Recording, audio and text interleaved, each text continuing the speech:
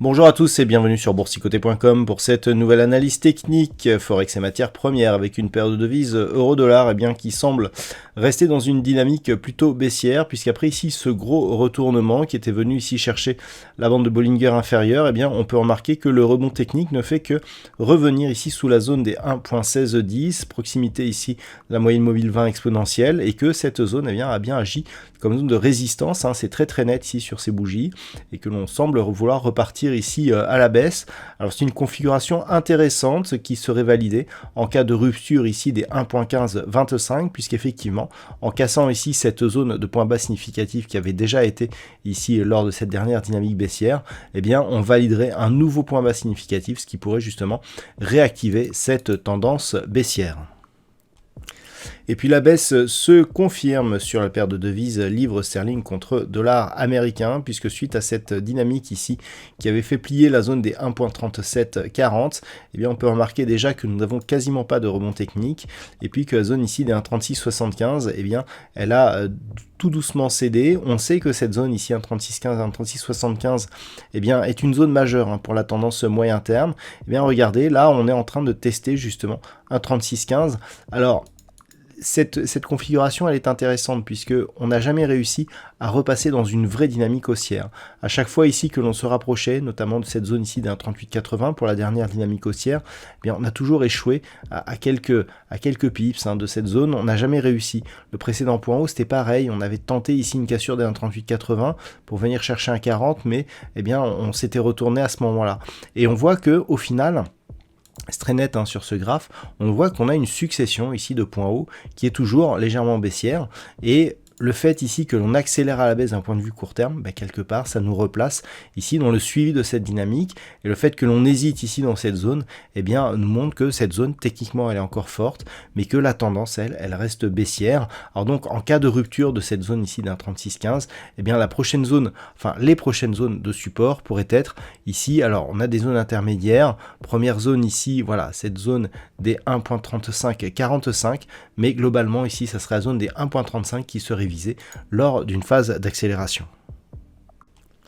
Sur l'or par contre ça reste toujours très indécis, on avait eu une rupture ici de la zone des 1781,50 $ l'once, le rebond technique ici n'a fait que valider le fait que la moyenne mobile 20 exponentielle reste résistance, donc on a clairement ici un changement de dynamique d'un point de vue court terme. Vous voyez qu'on évoluait ici plutôt au-dessus de cette moyenne mobile 20 exponentielle, et puis à partir du moment où on a commencé ici à osciller dans des cotations proches des bols soit inférieures soit supérieures, c'est-à-dire entre 1807 et 1780,50, c'est là qu'on a parlé de neutralisation.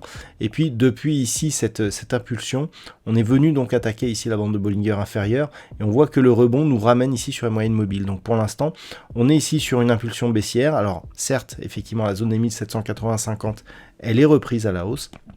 Mais si on venait à la casser une seconde fois, là on pourrait accélérer d'une manière assez brutale pour viser un retour ici sur cette zone des 1758 $ l'once. Et puis enfin sur le pétrole, on est toujours ici dans cette zone de neutralisation.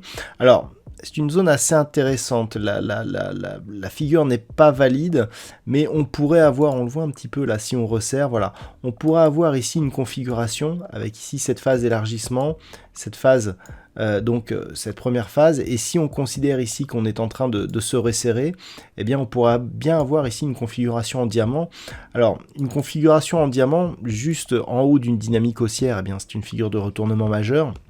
Le problème, et une des raisons pour laquelle on ne validera pas d'une manière trop forte cette configuration, c'est la diagonale. La diagonale dans un diamant, elle est très importante, et cette diagonale ici, c'est-à-dire celle qui relie les points hauts et points bas, donc d'amplitude maximum de la configuration, normalement ce mouvement doit être assez brutal, assez direct. Là on voit qu'on descend, et puis ensuite on redescend de manière un peu plus forte.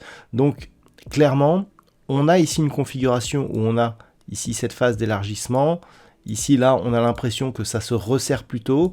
Donc, si on avait ici une rupture de cette zone de support plutôt virtuelle, on pourrait avoir effectivement une phase d'accélération, mais je dirais que ce n'est que sur une rupture ici de ce point bas, donc proche ici des 80 $ le baril, eh bien que l'on pourrait avoir un vrai signal de retournement.